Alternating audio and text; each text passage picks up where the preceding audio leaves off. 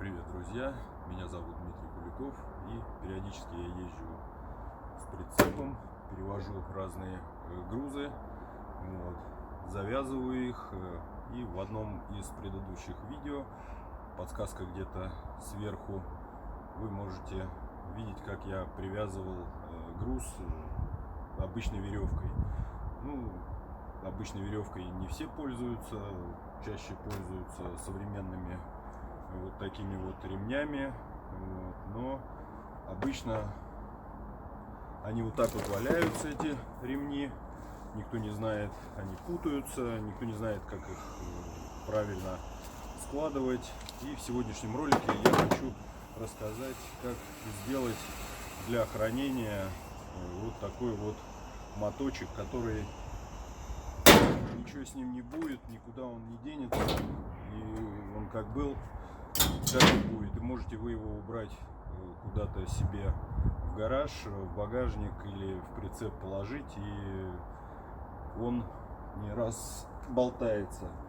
Потому что, как я говорю, обычно они все вот так вот лежат, в какой-то пакет их складывают обычно, и потом они все запутанные, там 20 раз распутывать надо. Вот они сейчас намокли, сейчас замерзнет, и потом его там не распутаешь.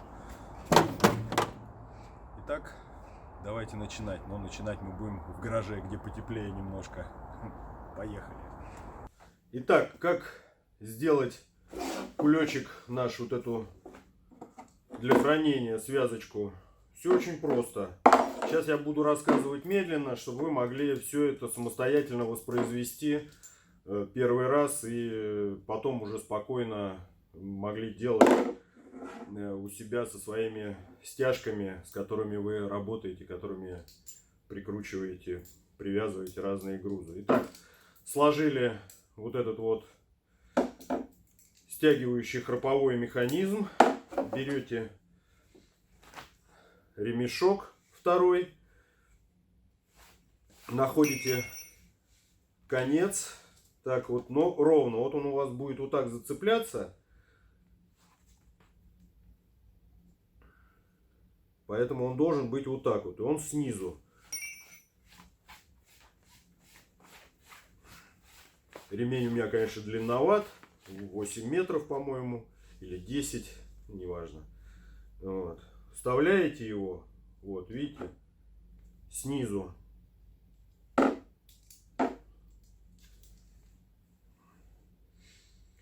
Продеваете все до конца, можете продеть, можете начинать сразу его скручивать.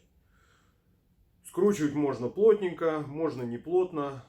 Если не плотно, то потом сейчас поймете, почему можно не плотно его так скручивать, чтобы он мог чуть-чуть самортизировать и поплотнее сжаться. Если вы плотно его сделаете, прям натянете, то его сложно будет сжать, натянуть, чтобы он плотно был в скрутке, в связке.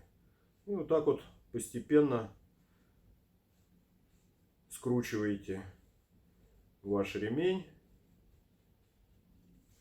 Повторюсь, все это можно сделать с любыми ремнями вот такого плана. Абсолютно с толстыми, с тонкими, с длинными, с короткими. Все это абсолютно одинаково.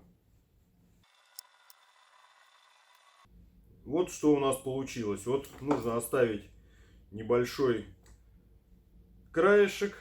Потом вот это вот заводите сюда, чтобы она не болталась. Можно ее вот так вот сделать, чтобы она не торчала, не топорщилась. И просто вот затягиваете, заводите оставшуюся часть. И уже так слегка сжимая. Все. Очень плотный у вас получился сверток, который не боится ни падений. Всегда может быть где-то в багажнике. Мало места занимает, не запутается. И вполне вы можете его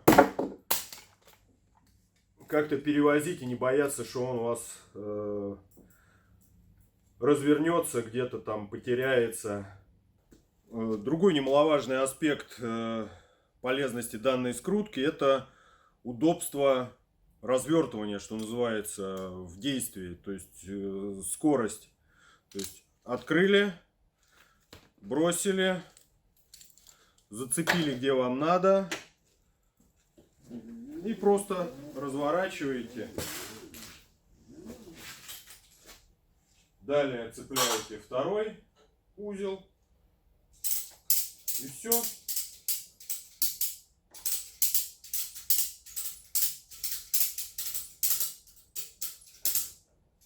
Все, ваша стяжка зафиксирована. Все очень просто. И также точно таким же образом все можно сделать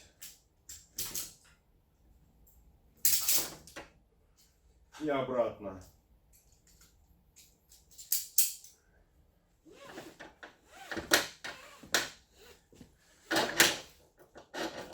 Все, собрали и скрутили заново.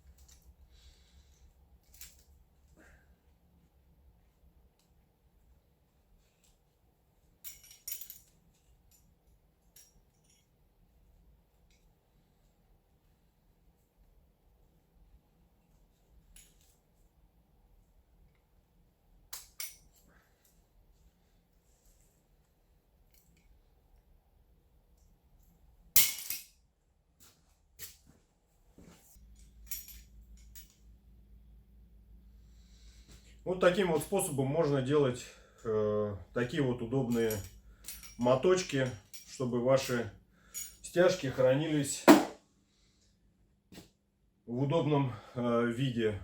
Кому было интересно, познавательно, ставьте лайк, подписывайтесь на канал, расскажу еще что-нибудь интересное.